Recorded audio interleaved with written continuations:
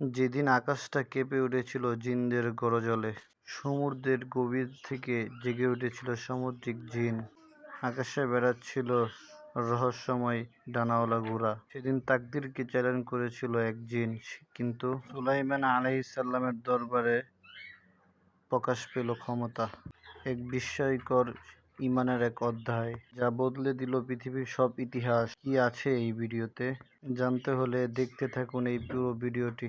একদিন সুলাইমান আলাইহিসসালাম রাজসিংহাসনে বসে বাতাসকে বললেন, হে বাতাস, আমাকে পৃথিবীর সুন্দরতম স্থানে নিয়ে চলো। সাথে সাথে বাতাস সিংহাসনকে উড়িয়ে নিয়ে চলল 7 সমুদ্র পার হয়ে এক অপরূপ সুন্দর দ্বীপে নিয়ে গেল। তারপর হযরত সুলাইমান আলাইহিসসালাম বাতাসকে বললেন, হে বাতাস, আমাকে সুন্দরময় দ্বীপে নামিয়ে ফেলো। তো তিনি দ্বীপের সৌন্দর্য উপভোগ করছিলেন। হযরত সুলাইমান আলাইহিসসালাম লক্ষ্য করলেন তার মাথার উপর দিয়ে কিছু ডানাওয়ালা ঘোড়া উড়ে যাচ্ছেন।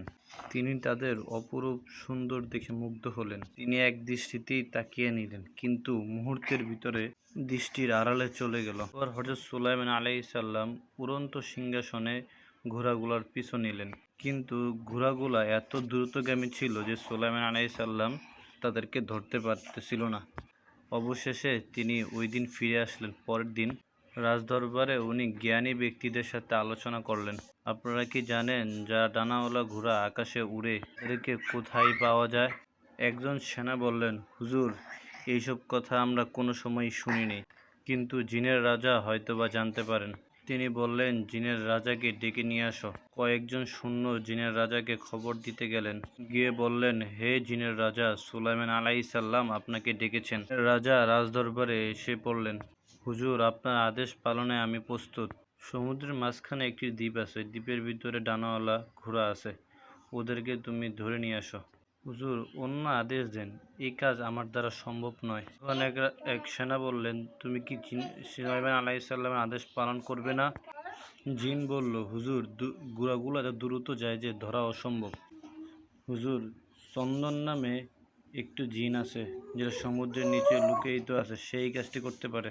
তাকে নিয়ে ঘোড়াগুলো ধরে নিয়ে আসো। জিনের রাজা উচ্চ সুরে বললেন, হে চন্দুন, বাহিরে আসো। জিনের রাজা চালাকি করে বললেন, হে চন্দুন, আজ সুখবর, সুলাইমান আলাইহিসসালাম মৃত্যুবরণ করেছে। চন্দুন এই কথা শুনে খুশি মনে সমুদ্রের নিচ থেকে বাইর হয়ে আসলো। এখন আমরা পৃথিবীর রাজা হব, চলো। পথে যেতে যেতে চন্দুন জিনটি ঘুম থেকে উঠল, তারপর রাজদরবারে নিয়ে গেল। সুলাইমান আলাইহিসসালামকে ভয় পেয়ে গেল এবং হুজুরের কাছে মাফ চাইলেন। সুলাইমান আলাইহিসসালাম বললেন, আমি তোমার অপরাধ ক্ষমা করব। সমুদ্রিক দ্বীপে একটি ডানাওয়ালা ঘোড়া আছে, তাদেরকে ধরে নিয়ে আসবে। সন্তুন অবাক হলো, কিন্তু কিছু বলল না। জিনের দল দ্বীপে গেল।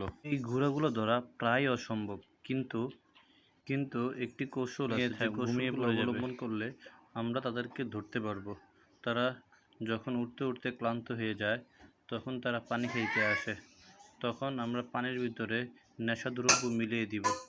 তখন তারা যখন পানিটা খাবে, তখন সাথে সাথে আমরা বেঁধে ফেলব। সবাই এই পরিকল্পনা পছন্দ করলো। তারা পরিকল্পনা অনুযায়ী পানিতে নেশাদ্রব্য মিশিয়ে দিলেন। কিছুক্ষণ পর ঘোড়াগুলা পানি খেতে আসলেন। পানি খেয়ে তারা নেশাগ্রস্ত হয়ে পড়ল।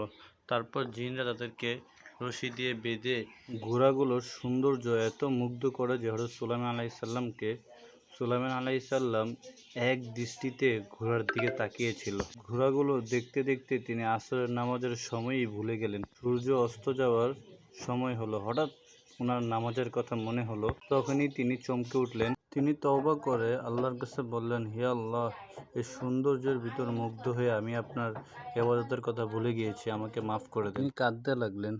তখন আল্লাহ তাআলা জিবরাইল আলাইহিস সালামকে বললেন, হে জিবরাইল, সূর্য অস্ত যাইতে দেরি করো। জিবরাইল আলাইহিস সালাম সূর্যকে বললেন, হে সূর্য, সুলাইমান আলাইহিস সালামের নামাজ না পড়া পর্যন্ত তুমি অস্ত যেও না। তিনি আসরের নামাজ শেষ করলেন। তখন তিনি ঘোড়ার প্রতি রাগান্বিত হয়ে বললেন, এই ঘোড়াগুলো আমার সামনে আনো। ঘোড়াগুলি আনা হলো। তারপর তিনি ঘোড়াগুলির ডানা কেটে দিলেন। তখন গায়েব থেকে একটি আওয়াজ হলো, হে সুলাইমান, তুমি প্রমাণ করে দিলে দুনিয়ার সৌন্দর্য কোনো সৌন্দর্য না।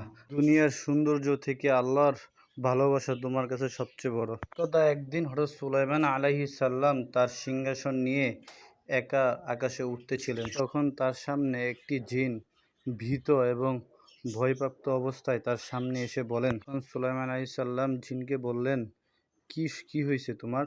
তুমি এত ভীত কেন? কাবিলের কাছে এক গোষ্ঠী জিনজাতি মানুষকে অত্যাচার করছে, তারা আমাদের উপরও নির্যাতন করছে, তারা আমাদের উপরও জুলুম করছে, এমনকি তারা জাদুবিদ্যার মাধ্যমে মানুষের ভিতরে ফিতনা ছড়িয়ে দিচ্ছে।